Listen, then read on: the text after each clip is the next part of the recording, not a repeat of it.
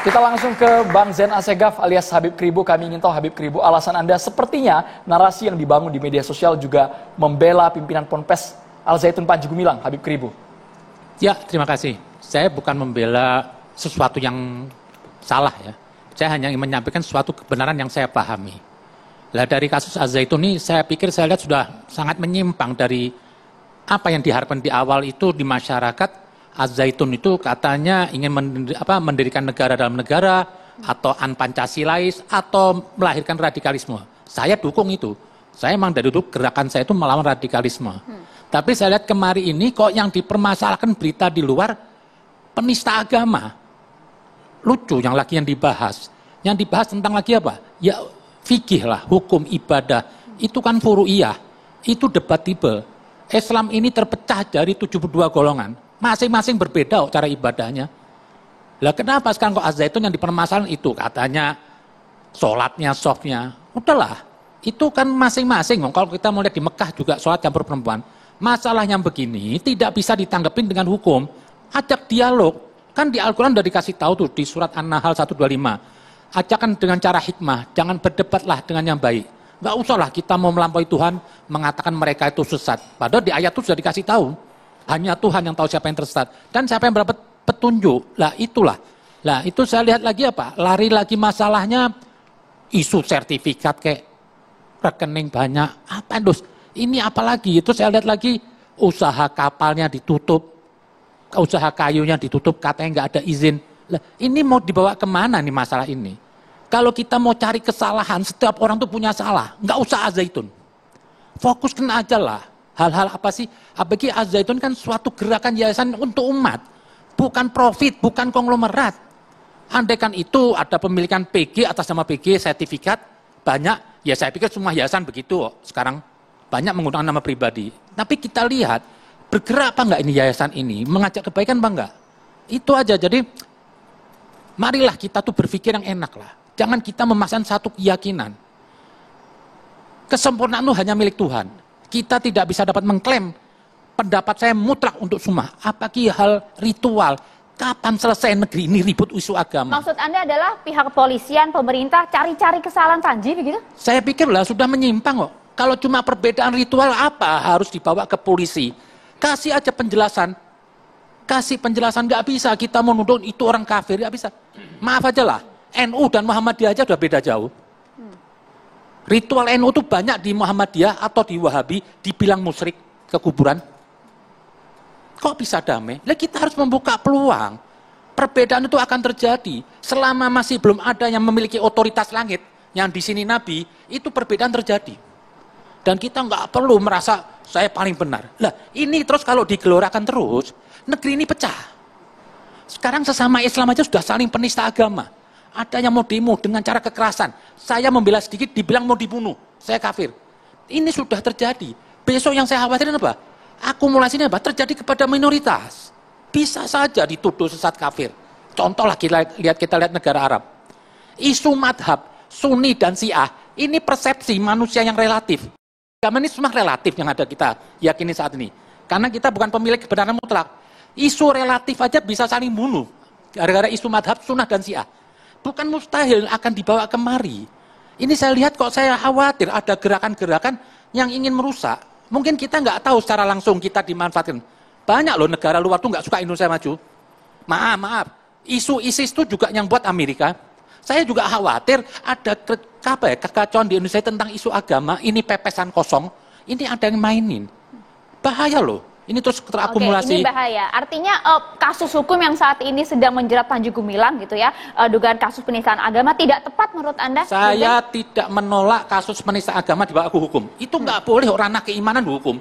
Tidak setuju juga Bapak Panji akan misalnya kalau tentang penista agama dia dihukum, saya tidak setuju. Karena tidak pernah dicontohkan Nabi. Nabi itu menghukumi hukum itu kalau menyangkut dosa universal, menyangkut maslahat dengan orang lain. Nabi dalam piagam Madinah itu melindungi semua aliran agama. Nabi tidak memaksa dalam hal keimanan, tapi dalam hal hukum universal ada orang mencuri atau siapapun itu Nabi bertindak. Tapi untuk keimanan nggak ada di baku hukum. Al-Quran jelas kok, ajarkan dengan hikmah, berdebatlah dengan baik. Jangan Anda menuduh orang sesat. Habib Yang tahu Kribo. siapa yang sesat itu hanya Tuhan. Tapi tahukah Habib Kribo bahwa alur proses hukum di kepolisian, penyidik Bareskrim Polri tidak bekerja sendiri. Ia menggunakan berlandaskan dari fatwa Majelis Ulama Indonesia sehingga bisa mendalami dugaan penistaan agama Habib Kribo. Kan ada ukurannya penistaan Fatwa agama. Majelis Ulama Indonesia itu nggak mutlak. Nggak ada yang mutlak. Sudah Yang banyak mutlak yang hanya- kena Habib Kribo. Gara-gara penistaan agama sudah banyak yang Justru kena. saya dari pertama menolak ada hukum penista agama harus dihapus. Kalau enggak negeri ini apa? Gonjang-ganjing isu agama. Saya sekarang di laporan polisi di Makassar. Saya katanya dibilang apa? Penista agama.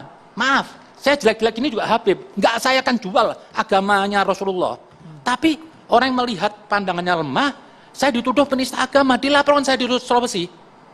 Saya yakin kalau Nabi Muhammad ini hari ada pasti dituduh penista agama. Kenapa? Banyak kita ini pemahaman kita yang masih salah. Kita merasa paling benar. Kan tadi sudah saya jelaskan, Islam terpecah banyak aliran. Siapa yang bisa mengklaim paling sempurna? Enggak ada. Itu hanya Tuhan. Lah, kalau masalah ibadah ritual tidak mengancam orang lain. Kalau andaikan dia sembahyang, habis sembahyang bunuh orang, ini boleh kita usut. Kalau dia habis sembahyang nonjok orang, ini boleh kita lawan. Kalau cuma dia sendiri di tempat, biarin, kita jelasin aja. Oh, dia nggak mau. Dia nggak mau, ya kita jelasin lagi, nggak usah dipaksa. Nggak usah dilabelin penista agama kafir. Beragamalah yang enak. Jangan berubah dari, merubah diri jadi Tuhan. Itu aja. Oke, saya mau ke Bang Taufik kalau begitu. Jangan melabeli diri, Bang. Dan bahkan kasus hukum pun yang saat ini sedang berlangsung, yang Anda minta kepada pemerintah, tidak tepat menurut Habib Zaid. Ya, saya sepakat dengan Habib Kribo. Mengapa? Karena nggak jelas arah dari penegakan hukum yang sedang di apa istilahnya, seperti kayak panggung sandiwara ya, baik di Mabes Polri maupun di Majelis Ulama Indonesia. Pasal yang disangkakan tidak tepat? Karena begini, sejak kapan Mabes Polri itu terlalu serius mengurusi kaitannya dengan penista agama? Setahu saya, ya, ini kan 1 Muharram yang lalu, kemudian rame-rame Panji Gumilang. Ini bukan karakter asli Panji Gumilang. Bukan karakter asli, bahkan mengundang Habib Kribo ya, mengundang Mbak Mone, mengundang Pak Ilham. Itu mungkin baru pertama kali. Sebelumnya kan yang diundang itu adalah prajurit-prajurit NI KW9 yang ada di teritorial, yang ada di DKI dan sebagainya, ada acara ditelusuri. Menurut Anda apa maksud Panji Gumilang ini? Artinya sekarang begini, sebetulnya isu NII itu udah selesai tahun 2012. Mestinya saat itu, kalau memang kepolisian itu serius, ditindak saat itu. Namun, ada kerja besar dari Mabes Polri ya. Tahun 2012, boleh dibilang seluruh rekrutmen, pembaiatan, cara-cara dengan simbol NII itu selesai. Artinya sudah tidak ada lagi, jadi kita nggak perlu lagi bicarakan Al-Zaitun dalam konteks NII, kalau bicara sekarang. Tapi kalau memang mau ditarik, ini sebagai upaya penegakan hukum, buka dong. Contoh misalnya Panji Gumilang di sini diduga menggelapkan dana mahasiswa UT asal Al-Zaitun. Ada MUU antara UT dengan Al-Zaitun, di mana para mahasiswa, ada sekitar ribuan mahasiswa UT yang dari teritorial atau dari fungsional Al-Zaitun, itu mereka kuliah di universitas terbuka. Namun uang kuliahnya banyak yang tidak disetorkan, hampir 5 miliar. Itu hasil penyelidikan dari Bareskrim Polri loh. Saat itu Pak Ito Sumardi. Ini kan jelas tindak pidana. Pak Taufik, kalau sekarang memang secara paralel Bapak, kasus yang berjalan. Bukan hanya penistaan agama, tapi ada indikasi TPPU, penyalahgunaan zakat, infak, sedekah. Tapi yang penistaan agama ini, kalau versi Habib Kribo kan tidak ada yang menyimpang sama sekali Pak Taufik Hidayat. Kalaupun misalnya kita masuk kepada penistaan agama, itu hanya pintu masuknya saja. Tapi hakikatnya adalah, di dalam penistaan agama itu ada delik pidana. Dalam konteks apa? Dalam penistaan delik agamanya, pidana umum saya begini. Mereka-mereka yang berhukum selain hukum Allah adalah kafir. Takfiri kan? Nah, ini adalah pintu masuk mereka untuk menghalalkan harta di luar kelompok mereka. Artinya, Ini nanti mungkin ada yang cerita bagaimana dulu di teritorial, ya, itu orang tuanya saja ditipu. Ya, pembantu rumah tangga baru 2-3 hari kerja mencuri. Itu bukan karena kemauan dia, tapi karena ada doktrin yang sesat. Ini yang harusnya yang digali oleh MUI, oleh kepolisian. Bahwasanya ada doktrin-doktrin agama yang bisa digunakan untuk durhaka kepada orang tua. Ada doktrin-doktrin agama yang bisa digunakan untuk melawan pemerintah, untuk mencuri, ya, untuk melakukan tindak perampokan. Ini sebetulnya hal yang simpel ini.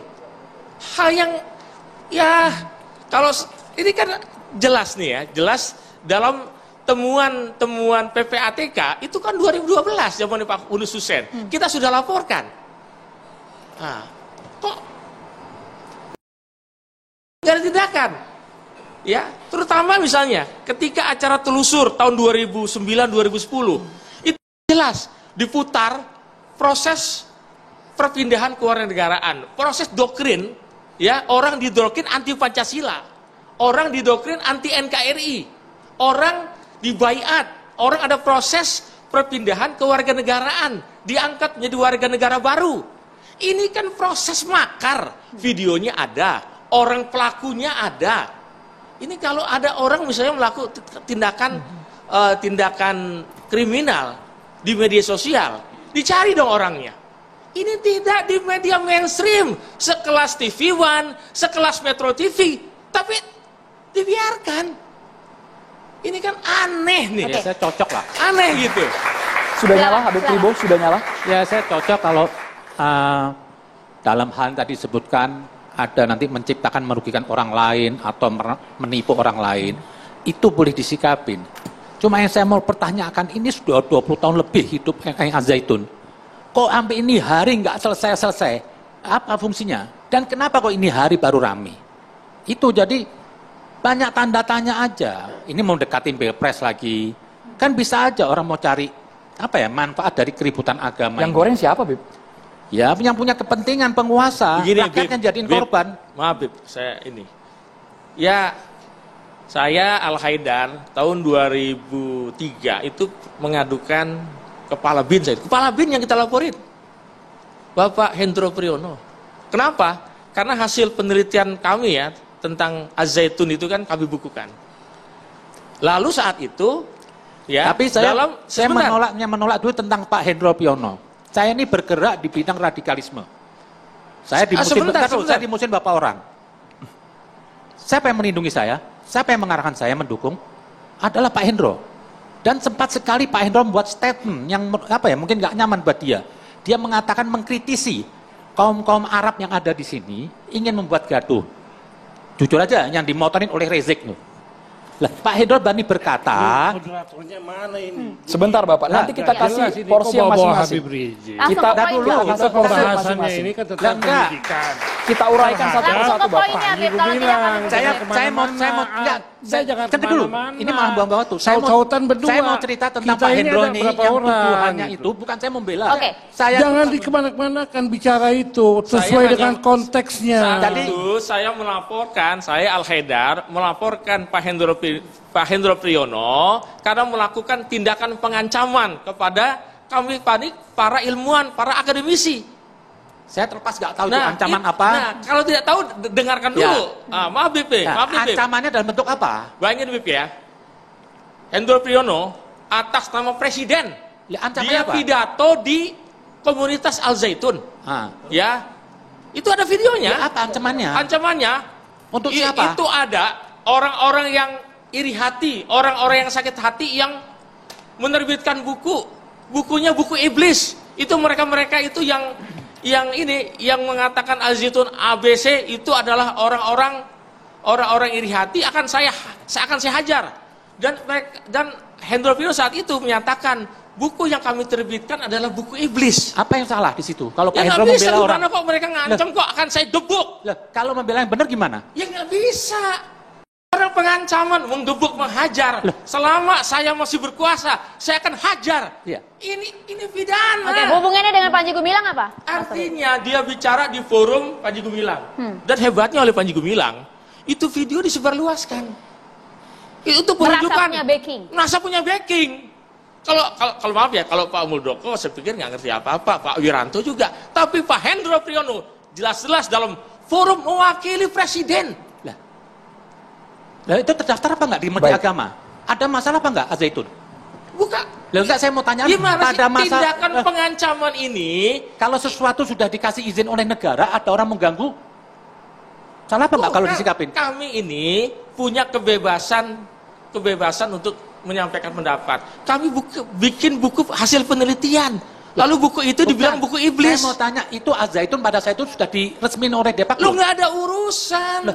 Buku, ya, bukunya apa, Juli? Bahkan bukan buku ini ya. Bahkan buku yang kami tulis itu saat itu kan juga merujuk hasil daripada penelitian Kementerian Agama.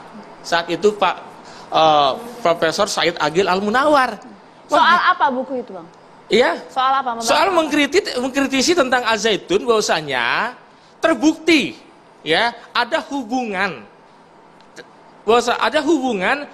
sumber daya manusia yang ada di Al-Zaitun itu berasal dari teritorial NII.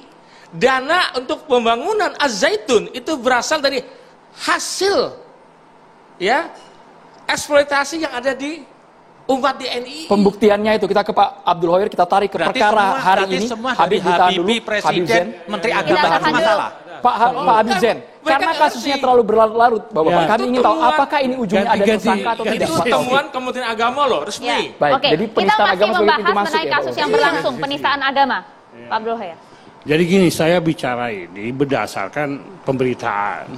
Perkara Akwo itu sudah masuk penyidikan.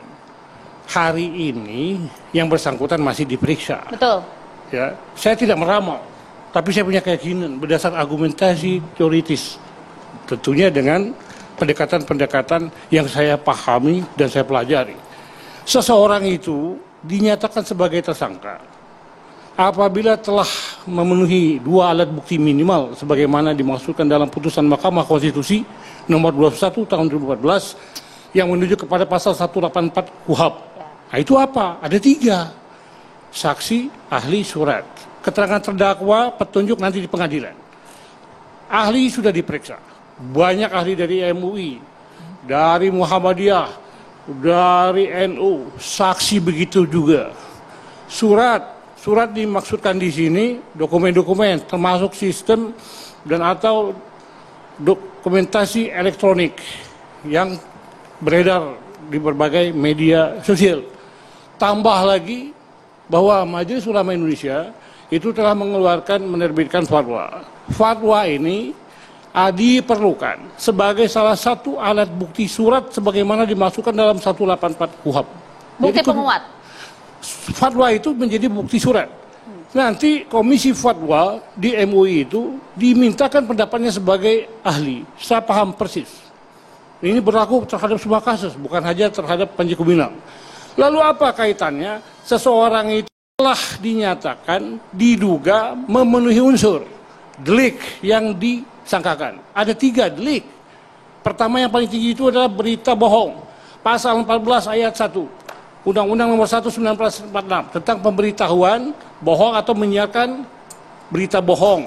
Itu dengan sengaja menerbitkan keonaran. Pasal yang kedua itu pasal 28 ayat 2 Undang-Undang ITE. Junto pasal 45. Itu terkait ujaran kebencian, permusuhan terhadap individu atau kelompok yang berdasarkan suku, sara, suku, ras, dan antar golongan. Itu 6 tahun. Kalau yang tadi pasal 14 ayat 1 itu 10 tahun. Yang ketiga adalah pasal 156A huruf A KUHP. Ini terkait dengan delik penyalahgunaan dan atau penodaan agama. Itu ancaman hukumannya 5 tahun. Menurut pasal 21 KUHP, sepanjang diancamkan 5 tahun dan dikhawatirkan yang bersangkutan melarikan diri, mengulangi perbuatannya atau menghilangkan merusak barang bukti, dapat diterapkan penahanan. Jadi, ketika semua alat bukti tersedia telah dipenuhi, unsur subjektif on element, objektif on element yang menunjuk kepada mens rea dan actus reus, ini masih tahu ini. Mens rea itu kesengajaan. Ketiga delik itu disebutkan dengan sengaja. Ketika disebutkan dengan sengaja berarti ada 3 corak gradasi. bisa dengan maksud al-okhmah mengetahui menghendaki perbuatannya atau dolus eventualis. Dia membuat hendaki perbuatan, tidak menghendaki akibat juga dipidana. Nah, derajat terendah adalah yang kita kenal dengan dolus eventualis itu selain dolus directus. Jadi walaupun orang berbuat dikehendaki, akibat itu timbul, dia tetap dimintakan pertanggungjawaban pidana. Ya. Sehingga tidak ada alasan saya tidak menghendaki akibat. Saya tidak menginginkan terciptanya suatu penodaan agama. Ketika itu terjadi menimbulkan suatu keonaran, ketika itu terjadi sesuatu hal yang dinyatakan itu adalah suatu perbuatan yang terkait dengan penodaan agama, atau berita bohong dalam susunan pasal yang saya sebutkan tadi, dia dapat dipidana. Oleh karena itu, saya yakin yang bersangkutan pada hari ini selesai diperiksa akan dilakukan gelar perkara yang saya pahami dalam kondisi sekarang ini naik satu tersangka berubah bukan menjadi saksi karena dia sudah tersangka, karena dia diperiksa sudah saksi, sedangkan alat bukti sudah terpenuhi. Yang saya sebutkan tadi, saksi, ahli, surat sudah ada, fatwa sudah ada. Nah, kalau sudah demikian halnya, syarat objektif terhadap seseorang itu ditangkap dan kemudian ditahan, itu harus ancamannya di atas 5 tahun. Yang sebutkan tadi itu di atas 5 tahun. Haruskah ada tersangka dalam tingkat penyidikan? Penyidikan itu outputnya, hasilnya tersangka berdasarkan pemenuhan unsur yang saya sebutkan tadi. Ya. Unsur ini dipenuhi berdasarkan 2 alat bukti sehingga terang perbuatan pidananya dan orang itu layak dinyatakan sebagai tersangka. Ketika demikian halnya berdasarkan ketentuan pasal 21 KUHP dia ditahan. Ini kita harus adil, harus equal. Karena kabarnya Baris Krim Polri setelah memeriksa berjam-jam Panji Gumilang akan melakukan rilis malam hari akan mengumumkan bagaimana status Panji Gumilang. Tapi pertanyaannya Pak Abdul Wahid, ini jerat pidananya mengarah kemana? Apakah kuat mengerucut ke pasal dugaan penistaan agama? Sesaat lagi ditanggapi. Kita harus di Catatan Demokrasi pemirsa.